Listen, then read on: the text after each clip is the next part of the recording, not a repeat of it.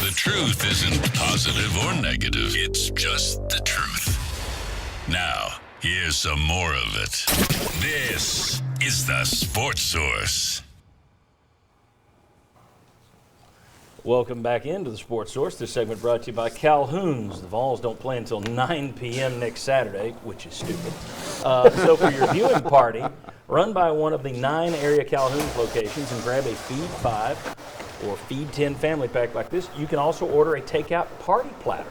Take Calhoun's home. You don't want to be cooking for the friends and family that are going to be watching the game with you after 8 o'clock. Let Calhoun's do the cooking. Calhoun's, the taste of Tennessee. All right. I want to welcome in the next 2 members of our panel today. Right here we have Bob Hodge, and the other bookend down there is Chuck Cavaleras. Thank you, gentlemen, for being here.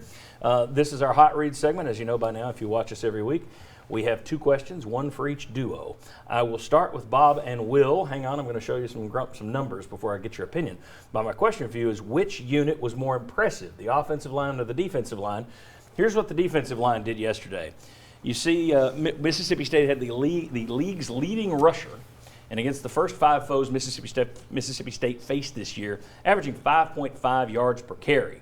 Had over 300 yards of yards after contact. 5 touchdowns. Against Tennessee, 11 carries, 13 yards, a 1.1 yard per carry average, and no touchdowns. Also, Tennessee recorded 21 tackles for loss in their first 5 games combined. They had 10 yesterday. Finally, 6 of Tennessee's 7 sacks came from that defensive line. Now, what did the O-line do? Here are their rushing numbers on the year versus FBS foes, and you see it was the second best day to the BYU game, and you could say you're playing an SEC defense instead of a BYU defense.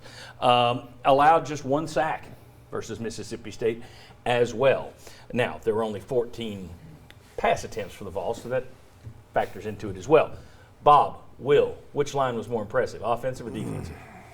Defensive. It has to be. I mean, you had no pass rush up to this point in the season. You literally had guys that I said on Jimmy's show the other day that if they ran the quarterback draw, the good thing would be is the defensive line would still be at the line of scrimmage able to tackle him.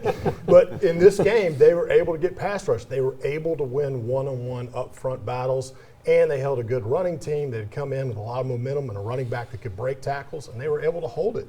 So I have to say that from where they came in the previous every game. I mean, this wasn't just against Georgia. This was against Georgia State. And they weren't that great against Chattanooga. Yeah, they were not able to get pass rush. So saying that they came into this game and were able to win those one-on-one battles, this made a huge step for this group. I think a lot bigger, even though the offensive line played well, it was a much bigger change for the defensive front. I'm going to share everybody agree Will is wrong. I really thought, and everything you said is right about the defensive line. But the offensive line played well the entire game, and as you all talked about in the first segment, that last drive, when Tennessee absolutely had to do something, Tennessee hadn't had an offensive line, I don't think, against a quality team, an SEC team, that is able to do that. And I was kind of afraid that both lines would fade a little bit in the fourth quarter. We've seen that time and time again. Well, one, the defensive line really didn't, although Mississippi State started getting some offense. But what the offensive line did in the fourth quarter, after already having a good game and then being able to just come down there and dominate Mississippi State.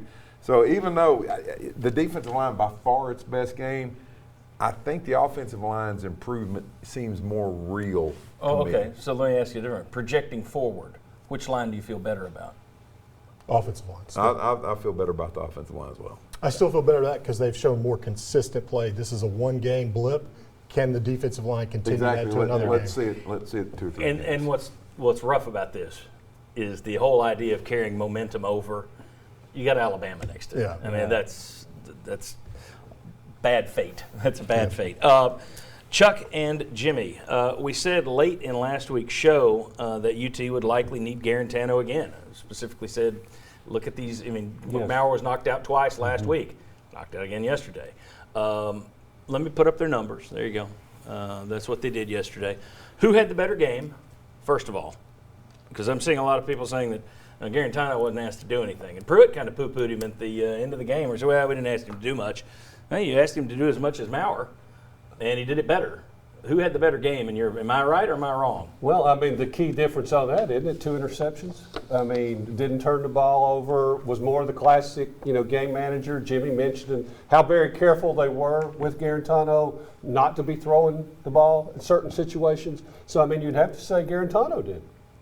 You agree, Jimmy, or no? I do. I think it was Garantano. And, yeah, they didn't ask him to do a lot at the end of the half, and they didn't ask him to do a lot at times in the second half. But he also was the engineer of that touchdown drive. And here's the thing that I don't know, maybe I'd say we don't know. How many times did he make any kind of move or check at the line of scrimmage to make sure they were in the right running play? But I'll say this, when it was a third down play, he hit Jordan on a first down, and then he threw the touchdown pass to Tyler Byrd. And that drive, to me, sealed the deal for Tennessee. I'd go Garantano. And his only incompletion on the day, it was high, but Jennings got both hands on it. So Yeah. he was pretty accurate yesterday. Let's say Maurer is healthy. We don't know that concussion protocol. That thing could go one more day. It could go 3 weeks. You don't know. But if Maurer is healthy, what's your plan at quarterback for Alabama and beyond? I would start Garantano. I would. He's been in a lot more big games with Tennessee. I know his record isn't very sparkling. Maurer scared me with those end zone interceptions that he threw. I think that there have been too many times he's made questionable decisions. Even against Florida, when he went in the second half, he threw into triple coverage a couple of times. I'm probably, if Maurer's healthy, going to stick with him because I'm thinking maybe Garantano is better right now coming in off the bench. And if he starts and it doesn't go well and Maurer's not 100%, are you down to your third option? So I mean, but that's a lot of ifs in there, John. I'm sorry, but that's just what I would approach it. Yeah, I don't have a clear answer. I mean, I don't know where you're going because I don't know that Garantano is going to be. One thing, they need to teach Maurer to slide. They need to teach him to get down. Well, I don't know that Garantano is going to be the same Garantano we saw yesterday. No. The I don't next game, and Maurer, people fell in love with that first half against Georgia. 2 touchdowns, no interceptions. In the 2 halves he's played since then, the game, if you will, no touchdowns, 3 interceptions for about 100 yards passing. And they weren't asking him to do much yesterday. So you have to factor in, if you're throwing touchdowns in the end zone, interceptions in the end zone, that's going to drive the coaches wild. You got to throttle it down in the red zone, right? I mean, you can't afford that, especially with Jeremy Pruitt as your coach. I think this first half against Georgia, we looked at it and said, well, these coaches didn't know what they had over there. Now, after the second half against Georgia and the first half yesterday, you may say, oh, this is why they weren't quick to pull the trigger, because all these guys are kind of similar. We'll see.